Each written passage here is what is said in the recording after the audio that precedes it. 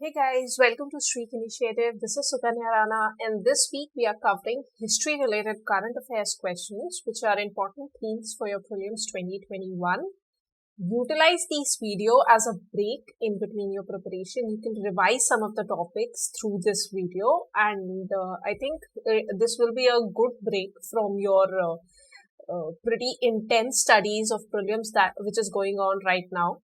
So before we move on to the Streak Initiative, do remember to register for it. For the link, you can find it in the description box. So let's move on to the first question of the day.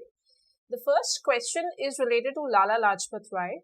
Now again, history-related question. They are more or less factual. So I think in these video sessions, you can add some of the information that you don't know really about. So I think this will be more of a enrichment kind of videos if you're not aware about some facts. So here we're talking about Lala Lajpat Rai. The first statement with respect to him is that he was elected as a deputy leader of Legislative Assembly in 1926. And second, he founded the Home Rule League of America in New York. And you have to identify which of the statement is correct. Now, usually whenever we hear the term Home Rule League, we directly think about number one, Annie Besant, and number two, your Bal Gangadhar Tilak. These are the two figures that really come into your mind. But here, the correct answer is actually C. Both of the statements are absolutely right. So, Lala Lajpat Rai, he was also known as Punjab Kesari or Lion of the King. He was one of the guys who was actually involved with Hindu Mahasabha, but remember, he had a very secular kind of an idea with respect to Hinduism when we talk about that idea. He was against untouchability, even with respect to his work in Arya Samaj. You can see he had a very liberal viewpoint in those areas. So he was a very secular guy, and he fought against the issues with respect to Hinduism. So in that sense, okay. Coming to the Home Rule League idea, he did found the Home Rule League in America, in New York. That was in 1917, and even he started the monthly journal, which is Young India and Hindustan Information Services Association. Now, all this Home Rule League idea in America was actually created to get the moral support for Indian independence in the international community. So that was its idea of starting up a Home Rule League in America. And the first statement here that he was elected as a deputy leader of Central Legislative Assembly in 1926 is also absolutely right. In fact, in 1928, he had passed a resolution refusing to cooperate with the Simon Commission because, as we all know, there were no Indian members there.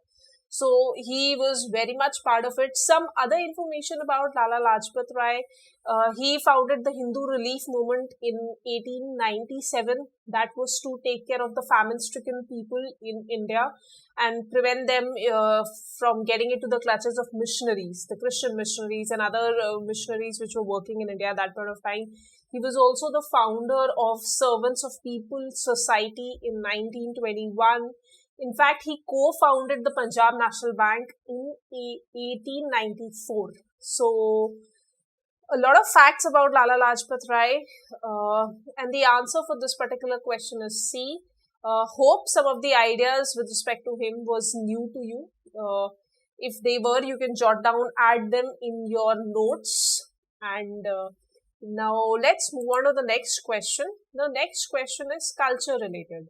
So it's related to Patta Chitra painting. I'm pretty sure you must have heard about. A lot of paintings are important, especially from eastern region and the southern region. We've had a question on Kalamgiri, right? That has come, and painting related question have come in your previous year question papers. So yeah, this is important. So the first statement here is that it is a form of painting that is painted on a piece of cloth in states of Bengal and Odisha. The second statement here is that the Odisha version of painting depicts the Hindu mythology and specially inspired by Jagannath and Vaishnava sect. And you have to identify the correct statement here. I'll tell you one thing. Honestly, when I actually read Pattachitra, I don't know, I was mistaken and I actually thought about Madhubani painting. I don't know why I messed up that idea. So I'm sharing this because a lot of time we make such silly mistake. Like we read something and we suddenly think about something else. And that is why when I was, actually looking in the options, I was like, okay, Madhubani is not there in Bengal and Odisha. So don't make those silly mistakes. Sometimes we do make such mistakes. Please avoid that. Now, Pattachitra is very much part of your Bengal and Odisha culture. Later on, I actually had remembered, okay, no, Pattachitra is completely different from Madhubani here. It is done on a piece of paper. In fact, it is done on a paper, on cloth and paper both. Because see, the term here, Patta, is from the Sanskrit origin, which means canvas, and Chitra is picture. So it did had origin on paper as well, but it is also done on cloth. So that is very much right. It's there in Bengal and Odisha. There are two different versions actually of the same painting, and it is actually inspired from the local culture there. So the first statement is correct, and in fact the second statement is here is also correct. Like I was talking about how it's inspired from the local culture. So the Odisha version is actually centered near the Puri region. So you have a lot of influence of Hindu mythology, the Indian religion. So you have the Jagannath and the Vaishnava sect influencing the painting. So you'll find Lord Krishna in the paintings, a lot on the themes of mythology, themes of gods and goddesses. So all this is depicted there. When you talk about Bengal, now Bengal region was actually inspired from the local paintings, right? So in Bengal, you have the Kalighat region, which mainly inspired this particular painting, and the theme is not very devotional. So you'll find local folk tales there. Also, you'll find a lot of, influence of Durga related paintings. So that is one thing that you'll find in Pattachitra. You'll also find some Tantra related paintings that is also sometimes linked to Pattachitra. So, completely different ideas of same painting which are influenced by the local regions. So, both the statement are completely right here. Answer here is C. And again, like I told you, don't make such silly mistakes. I honestly did when I first read this question. So that is why I'm sharing with you. Next, we move on to Buddhism. Now, Buddhism and Jainism related questions, they have been like, for last 5-6 years, they come in an alternative pattern. Like 1 year we have question from Buddhism, next year from Jainism, then next year from Buddhism, then next year from Jainism. So it's like a very repetitive topic, and sometimes they are asking you about future Buddha, Maitri. Sometimes they are asking you about some sect. Sometimes they are asking you about Buddhavistas. So a lot of different question comes from Buddhism. So make sure you put an extra effort when you're revising these two topics, because there is a higher probability that question might come from them. So here we're talking about Buddhism. The first, it's talking about actually contribution of Buddhism. So the first statement is with respect to principle of gender equality. Second is egalitarian society, and third is promoting rationalism. And you have to tell me which are the contributions of Buddhism. I would actually put this question in easy category, actually, because you don't really have to have too much of a background study with respect to Buddhism to attempt this question. Now, this can be done based upon your simple NCERT reading and the basic understanding of Buddhism. Now, when we talk about gender equality, now, if you remember in Buddhism, you could have both people from the Shudra community and even women who could join the Sanghas, right? So, the idea of gender equality comes from here, that they were allowed to, read the sacred documents, the spiritual reading was allowed to them.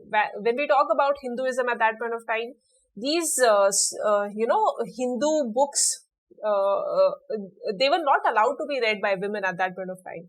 and they were not allowed temple entry. So that kind of empowerment was provided to these people in terms of gender and even caste related when the ideas of Buddhism came forward. So the first statement of principle of gender equality is very much correct.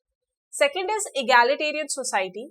Now, yes, Buddhism did work towards the idea of egalitarian society. Now, Buddha himself had actually advised people not to accumulate wealth, right? So, the idea here was, everybody would work together, everybody would have a share of, what they actually deserve. Now, obviously, poverty would breed some kind of evils like hatred, cruelty, and violence. So, Buddhism was completely against those ideas. So, yeah, again, the ideas of providing employment to the unemployed, giving traders their right amount of wealth, giving farmers the right price of their grains, was the idea of, egalitarian society that Buddhism wanted. So that is also completely true. And third, rationalism. Now, Buddhism did the origin of Buddhism was actually on the fact because it wanted to challenge the superstitions and the ritualism of the prevailing Hinduism, right? So, yeah, Buddhism did started out with some of the rationalistic idea. It challenged the superstition in the societies. So, this statement is also very much correct. So, answer here is D. All the statements are correct. And again, I would repeat, do revise properly your Buddhism, your Jainism.